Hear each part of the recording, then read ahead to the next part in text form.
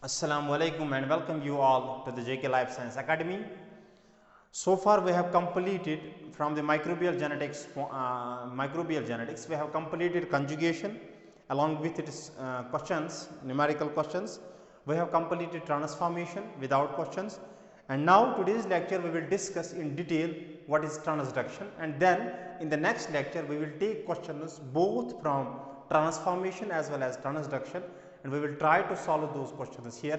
बड़ा previous year जितने भी questions आए हैं उनको हम यहाँ पे सॉल्व करने की कोशिश करेंगे। क्वेश्चंस का हम अलग से वीडियो बनाएंगे और पहले हम जो थ्योरेटिकल पोर्शन है ट्रांसडक्शन का वो डिस्कस करेंगे।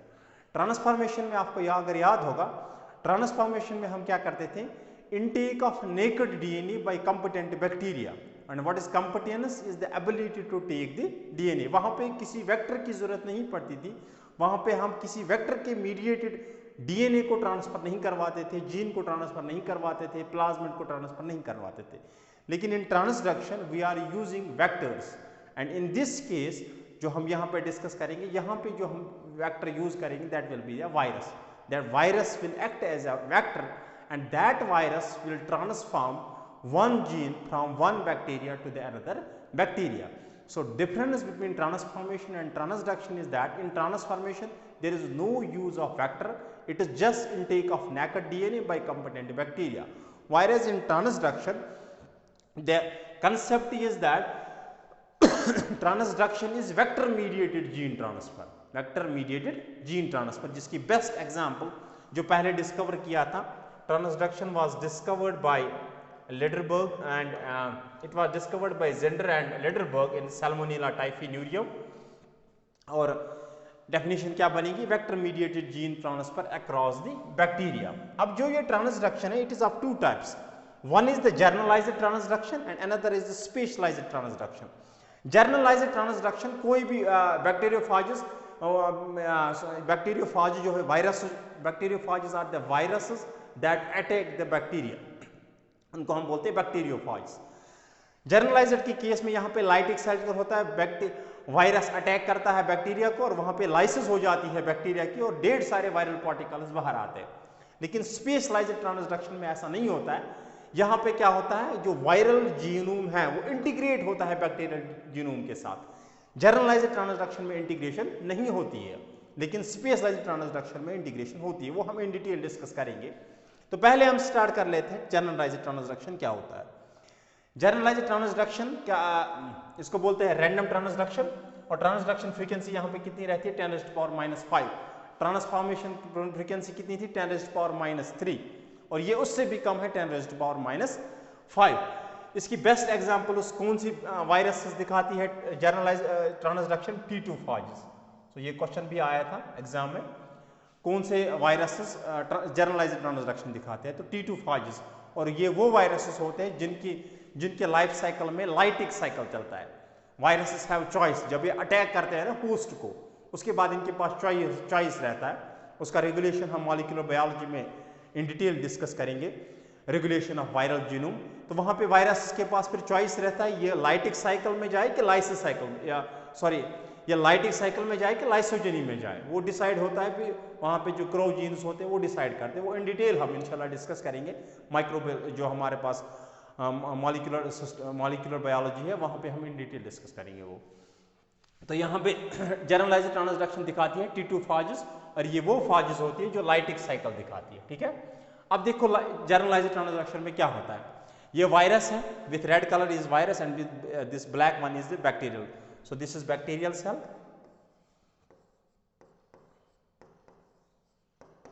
बैक्टीरियल सेल या लॉन, हम एक सेल लेते हैं बैक्टीरिया की। अब वायरस ने इस पे अटैक किया, अटैक करने के बाद यहाँ से रिलीज होगा β14 glycosidase, this is a lysozyme. जो लाइसोजाइम हमारे स्लाइवा में भी प्रेजेंट होता है वो यही लाइसोजाइम होता है, β14 ग्लाइकोसाइडेज। β14 ग्लाइकोसाइडेज यहाँ के प्लाज्मा मेम्ब्रेन को डिसरप्ट करेगा। यहाँ से जब प्लाज्मा मेम्ब्रेन डिसरप्ट होगा, वायरस का जो जीनोम है, ये वायरल प्रोटीन है, ये इंटीग्रेट हो जाएगा इनसाइड द सेल। अब आप देख रहे हो उसके बाद इस stage number first, stage number second पे अगर आप देखोगे, देखो यहाँ पे क्या हो रहा है, ये वायरस जो है it acts as a ghost now. अब ये बूथ जैसा दिखता है किसके ऊपर, बैक्टीरिया के ऊपर।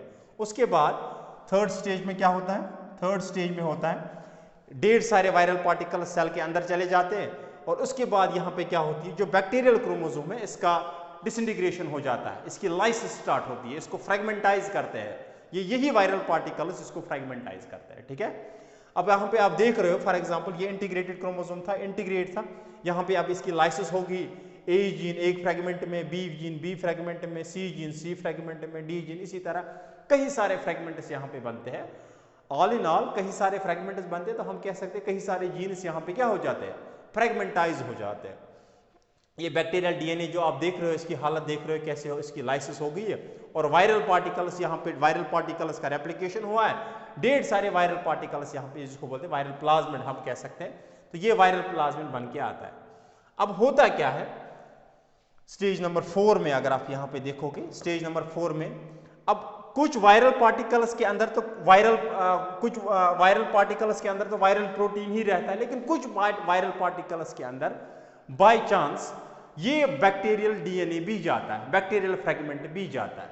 देखो अगर आपको ट्रांसफॉर्मेशन का कंसेप्ट याद होगा, ट्रांसफॉर्मेशन में जीन कैसे ट्रांसफॉर्म होता था, नेकेड डीएनए से सीधे उठा के वो कंपोटेंट सेल्स में होता था, कंपोटेंट बैक्टीरिया में होता है। सिमिलरली ऐसा भी यहाँ पे होता है, कुछ वायरल पार्टिकल्स के अंदर बैक्टीरियल जीन्स भी जाते हैं, ये फ्रेगमेंटाइज्ड जीन्स जो ऑलरेडी फ्रेगमेंटाइज हुए हैं, ये वायरस के अंदर चले जाते हैं और वायरस के अंदर चले जाने के बाद आप देख रहे हो transducing फाज, this is the transducing फाज। जब वायरस पार्टिकल के अंदर बैक्टीरिया जीन्स जाएंगे, बैक्टीरिया फ्रेगमेंट डीएनए फ्रेगमेंट जाएगा, उसको हम बोलेंगे, उस वायरस को बोलेंगे ट्रांसड्यूसिंग फाज, क्योंकि यही ट्रांसड्यूस करेगा ये gene from one bacteria to the another bacteria. अब देखो कैसे, अब ये जो बैक्टीरियल सेल से ये ट्रांसड्यूसिंग फाज जो है स्टेज नंबर 5, अगर आप देखो ये ट्रांसड्यूसिंग फाज है, black ones, and this is the viral particle, क्योंकि यहाँ पे chance, it is a chance और is a matter of chance, यहाँ पे किसी वायरस पार्टिकल के अंदर बैक्टीरियल जीनस भी जा सकती है, it's a matter of chance. अब ये ट्रांसड्यूसिंग फाज अगर नेक्स्ट बैक्टीरिया को अटैक करेगा जैसे इसने पहले किया था, अब जब ये नेक्स्ट बैक्टीरिया को अटैक करेगा लाइसिस के बाद, जब ये बाहर आएगा सेल से, अब जब ये नेक्स्ट बैक्टीरिया को अटैक करेगा, इस ट्रांसड्यूसिंग फाज के पास कौन सा जीन है, इसके पास बैक्टीरियल जीन्स है। फॉर एग्जांपल यहाँ पे जीन ए है, यहाँ पे जीन ए है फॉर एग्जांपल, तो ये ए जीन यहाँ पे जाएगा और ये इस बैक्टीरिया में चला जाएगा, ये ए जीन आप देख रहे हो, ए जीन यहाँ पे आ गया। ठीक है, तो इस तरह से एक बैक्टीरिया से उठ के जीन दूसरे बैक्टीरिया में जा सकता है, मीडिएटेड बाय वेक्टर, मीडिएटेड, और वेक्टर यहाँ पे कौन सा है, it's a virus, it is a virus. कौन सा वायरस यहाँ पे, T2 फाज जो है ये वो वायरस है। अब यहाँ जाने के बाद यहाँ पे जीनस ट्रांसड्यूस हो सकते हैं, ट्रांसफॉर्म नहीं ट्रांसड्यूस हो सकते हैं, क्योंकि it is mediated by transducing फाजेस, सो यहाँ पे जीनस ट्रांसड्यूस हो सकते हैं। क्लियर। अब ऐसा भी हो सकता है किसी फ्रेगमेंट पे 2 जीन्स प्रेजेंट होगी, ए और बी होगा, ए और बी होगा, तो फ्रेगमेंट के जाने की प्रोबेबिलिटी कितनी है, 10⁻⁵। अब अगर एक ही फ्रेगमेंट पे दोनों जीन्स प्रेजेंट है तो उसकी भी प्रोबेबिलिटी है 10⁻⁵। क्लियर। अब अगर बैक्टीरिया के अंदर ए जीन भी गया है और बी जीन भी गया है, फॉर एग्जांपल ये दूसरी बैक्टीरिया इसमें ए जीन भी गया और दो बी जीन भी गया, there are 2 possibilities. One possibility is that both the genes A and B are present on the same fragment and that fragment has transduced by transducing phage and its probability will be 10⁻⁵। ये पहली probability है, पहला chance है। दूसरी probability यहाँ पे ये भी है कि A जीन एक फ्रेगमेंट में प्रेजेंट हो, B जीन दूसरे फ्रेगमेंट पे प्रेजेंट हो और दोनों फ्रेगमेंट एक ही फाज में जाए और वो फाज जब अटैक करेगी बैक्टीरिया को उस वजह से भी यहाँ पे 2 जा सकते हैं, लेकिन उसकी प्रोबेबिलिटी बहुत ही कम है। It will be 10⁻⁵ into 10⁻⁵, it will be 10⁻⁻10, तो 10⁻⁻10 will be like 10⁻⁻10 will be 1/10⁻10, 10⁻10, it's very less, very less, इसकी प्रोबेबिलिटी बहुत ही कम है। लेकिन हाँ, अगर दोनों जीन्स एक ही फ्रेगमेंट में प्रेजेंट हो और उस फ्रेगमेंट के जाने की प्रोबेबिलिटी है 10⁻⁵, तो ऐसा हो सकता है जिसको बोलते हैं को ट्रांसडक्शन। ठीक है, जैसे वहां पे था को ट्रांसफॉर्मेशन, यहां पे है को ट्रांसडक्शन। ओनली डिफरेंस इज वहां पे नेकेड डीएनए जाता था बाय द कंपोटेंट बैक्टीरिया डायरेक्टली और यहां पे it is mediated by vector. That is the only difference between transformation and transduction. Clear. तो हम कह सकते हैं अगर को ट्रांसडक्शन ज्यादा है दैट मीन्स जीन साथ साथ है, जीन साथ साथ है मतलब ये एक ही फ्रेगमेंट में प्रेजेंट है और वो फ्रेगमेंट चला गया है बैक्टीरिया वायरस के अंदर और ट्रांसड्यूसिंग फाज के अंदर और ट्रांसड्यूसिंग फाज ने उसको ट्रांसड्यूस किया है from one bacteria to the another bacteria. और अगर को ट्रांसडक्शन बहुत कम है इसका मतलब है जीनस दूर दूर प्रेजेंट है। ठीक है, इस चीज से हम ये कंक्लूड कर सकते हैं। इस कंसेप्ट के बेसिस पे हम बनाएंगे genetic map using transduction frequency. This was about the generalised transduction. Now let us move to the specialised transduction. ये कौन सी दिखाती है? जो लाइसोजेनिक साइकिल दिखाती है, वायरसेस जो इंटीग्रेट करती है अपना डीएनए, अपना जो न्यूक्लिक एसिड होती है जब वो इंटीग्रेट करती है बैक्टीरियल डीएनए के साथ तो उनको उसको बोलते हैं लाइसोजेन। ठीक है, और यहाँ की एग्जांपल है लैम्डा फाज, ये भी याद रखना जरूरी है। लैम्डा फाज दिखाती है स्पेशलाइज्ड ट्रांसडक्शन। देखो स्पेशलाइज्ड ट्रांसडक्शन कैसे होता है। वायरस ने अटैक किया बैक्टीरिया को, दिस इज बैक्टीरियल सेल,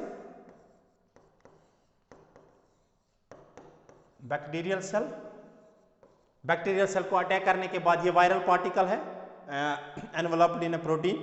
आप देख रहे हो ये वायरल पार्टिकल। अब बैक्टीरिया के पास ये भी स्पेशलाइज्ड इसलिए बोलते हैं क्योंकि ये स्पेशल टाइप ऑफ बैक्टीरिया होंगी जिनमें ये हो सकता है, हर एक बैक्टीरिया में ये पॉसिबल नहीं है। अब ये बैक्टीरिया जो होती है जो स्पेशलाइज्ड ट्रांसडक्शन दिखाती है, इन बैक्टीरियाज के पास क्या होता है, इनके पास लैम्डा अटैचमेंट साइट्स होती है क्रोमोसोम में और जिसके और रेजिस्टेंस मार्कर होते हैं, फॉर एग्जांपल गैलेक्टोज है, बायोटिन है, कई सारे जीन्स हो सकते हैं। ये है इन बिटवीन सिलेक्शन मार्कर्स के बीच में आप देख रहे हो यहां पे है लैम्डा अटैचमेंट साइट, मतलब यहां पे इंटीग्रेट हो सकता है वायरल डीएनए। ये हर एक बैक्टीरिया के पास नहीं होता, ये स्पेशलाइज्ड बैक्टीरिया के पास होते हैं। अब जब वायरल पार्टिकल अंदर गया, अब ये इंटीग्रेट होगा इस लैम्डा अटैचमेंट साइट, इसलिए इसको बोलते हैं लैम्डा अटैचमेंट साइट, क्योंकि यहां पे अटैच होगा लैम्डा फाज का डीएनए, लैम्डा फाज का न्यूक्लिक एसिड यहां पे अटैच होगा। साइट स्पेसिफिक रिकॉम्बिनेशन होगी, मतलब इस स्पेसिफिक साइट में रिकॉम्बिनेशन आप देख रहे हो सिलेक्शन मार्कर के बीच में वायरल जो डीएनए है, वायरल डीएनए सिलेक्शन मार्कर के बीच में यहां पे फंस जाता है और फंसने के बाद कभी कभी यहां पे एसिमेट्रिकल लूपिंग होती है। अगर आपको याद होगा symmetrical looping and asymmetrical looping मैंने दिखाई थी पिछले लेक्चर्स में। तो एसिमेट्रिकल लूपिंग की वजह से कभी कभी ये गैलेक्टोज जीन या ये बायोटिन जीन जो है, कोई भी जीन हो सकता है, मैंने सिर्फ दो दिखाया है, मैंने यहाँ पे बायोटिन जीन दिखाया, गैलेक्टोज दिखाया, कोई भी जीन हो सकता है, एम्पिसिलिन हो सकता है, कोई भी जीन यहाँ पे हो सकता है। तो कभी कभी एसिमेट्रिकल लूपिंग की वजह से along with the viral DNA ये बैक्टीरियल का थोड़ा सा डीएनए भी बाहर आता है। आप यहाँ पे देखोगे तो गैलेक्टोज भी थोड़ा सा बाहर आया है। अब अगर एसिमेट्रिकल लूपिंग होगी आप देखोगे वायरस के साथ साथ गैलेक्टोज, जब ये वायरल पार्टिकल नेक्स्ट बैक्टीरिया को अटैक करेगा तो ये उसमें ट्रांसफॉर्म कर सकता है गैलेक्टोज। क्या कर सकता है? गैलेक्टोज। लेकिन स्पेशलाइज्ड ट्रांसडक्शन हम यूज नहीं करते हैं मैपिंग के लिए, द रीजन बीइंग क्योंकि only specific genes will be transduced, only specific genes will transform from one bacteria to the another bacteria. अब फॉर एग्जांपल इस बार गैलेक्टोज चला गया और next time for example biotin चला गया, एम्पिसिलिन, ऑल इन ऑल कुल मिला के 2-4 जीन ट्रांसफॉर्म हो सकते हैं, ट्रांसड्यूस हो सकते हैं। तो स्पेशलाइज्ड ट्रांसडक्शन को हम यूज नहीं करते हैं to construct the genetic map, तो हम यूज करते हैं जनरलाइज्ड ट्रांसडक्शन, क्योंकि वहां पे सबके जाने की प्रोबेबिलिटी इक्वल रहती है। जनरल ट्रांसडक्शन में आपने देखा यहां पे कोई भी जीन जा सकता है, ए भी जा सकता है, बी भी जा सकता है, सी भी जा सकता है, डी, हर एक के जाने की प्रोबेबिलिटी इक्वल रहती है। लेकिन जर्नलाइज्ड ट्रांसडक्शन में ऐसा नहीं होता है, यहाँ पे एसिमेट्रिकल, और कभी ऐसा होता है एसिमेट्रिकल लूपिंग नहीं होगी। जब एसिमेट्रिकल लूपिंग नहीं होगी तो जो वायरल डीएनए है ये एज सच ये बाहर आएगा बैक्टीरियल क्रोमोसोम से। जब ये बाहर आएगा तो कोई भी जीन ट्रांसड्यूस नहीं हो सकता है, ट्रांसफॉर्म नहीं हो सकता। तो इस वजह से स्पेशलाइज्ड ट्रांसडक्शन को कभी भी यूज नहीं किया जाता है to construct the genetic map. Clear?